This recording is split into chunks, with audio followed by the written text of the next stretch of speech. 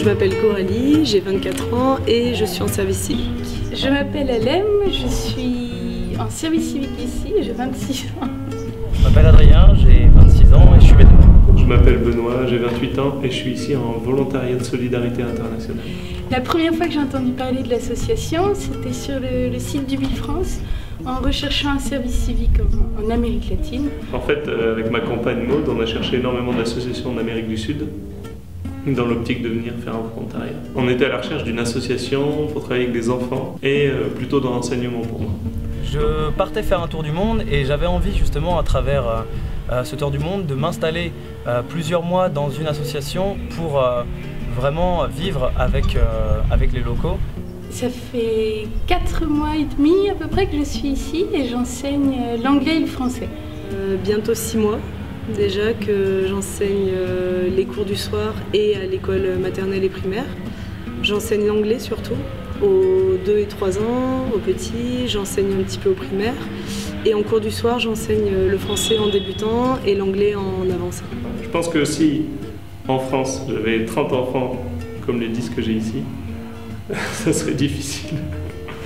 J'enseigne l'anglais donc à des classes de primaire et surtout, en fait, ce qui me prend le plus de temps, je suis tuteur donc, de la Maison Verte, qui est juste là, où j'en charge quelques charmants petits bambins, la maison des garçons, qui sont pas si charmants que ça, ce sont des vrais terreurs, mais bon, on les aime bien au final. On vit également avec les enfants de l'ALDA, donc les enfants dont s'occupe l'association.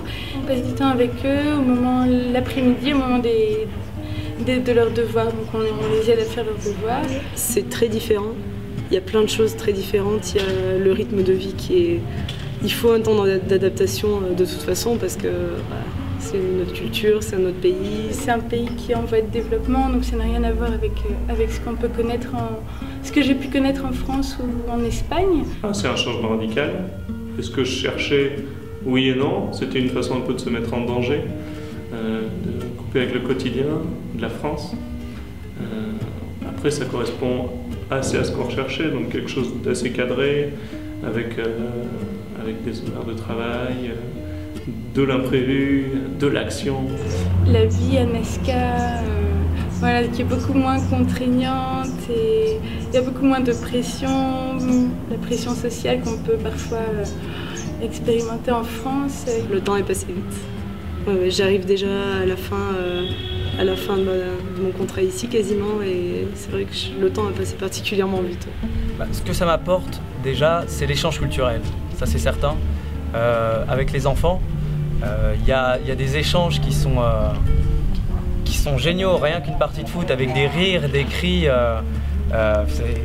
C'est des petits moments qui font rêver. Hein. Ça m'a apporté un nouveau regard déjà sur l'enseignement. C'est quelque chose que je connaissais pas forcément. Enfin, j'ai travaillé avec des enfants, mais là, le fait de travailler avec notre langue, enfin, le français, dans un pays où on parle l'espagnol, avec des enfants qui ont une culture différente, pour moi, ouais, c'est super enrichissant.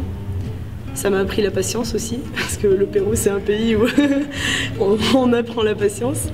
Ça m'a apporté beaucoup. Je sais pas trop l'expliquer, je crois, mais ça m'a apporté beaucoup de choses. Moi, cette expérience-là m'apporte beaucoup d'épanouissement et j'avance également au niveau de mon projet professionnel qui était assez flou avant de venir ici. Projet professionnel, mon projet de vie également. Et plus j'avance dans le temps et plus je me rends compte que j'ai envie de travailler avec des enfants, ça me plaît beaucoup. Ça m'apporte déjà des expériences différentes puisque j'enseigne aux enfants, alors qu'en France j'étais habitué à enseigner à des grands adolescents. Ici, ça m'apporte aussi une diversité dans les tâches que j'ai à accomplir. Ça demande une plus grande autonomie, une plus grande débrouillardise, esprit d'initiative. On a moins accès à des ressources comme en France, on n'a pas de bibliothèque. Enfin, pas de grande bibliothèque, on n'a pas accès à Internet tout le temps. Ça change pas mal dans la façon de préparer les cours notamment. Après, la différence culturelle, ça apporte beaucoup d'interrogations, de remise en question personnelle. J'apprends comment est-ce que moi je réagis dans ce genre de situation auxquelles je n'étais pas vraiment habitué et ça ça m'apprend, ça me remet en question, ça me fait évoluer et ça me fait avancer dans mon parcours de vie, comme dans mon parcours professionnel, parce que avec cette expérience, quand j'arriverai face à un employeur et qu'il me posera la question « mais qu'est-ce que vous avez fait à Nazca pendant tout ce temps ?»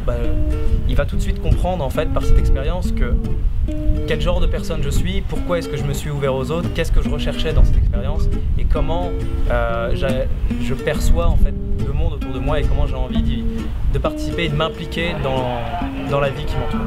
Sans hésiter. Je ferais ce choix sans hésiter si j'avais à le refaire. 4 mois après, en y repensant, je pense que je ferais le même choix. Si je devais refaire ce choix, oui, sans hésiter. Oui. Oui, je le referais, je reviendrai à la LDA, c'est clair. Merci.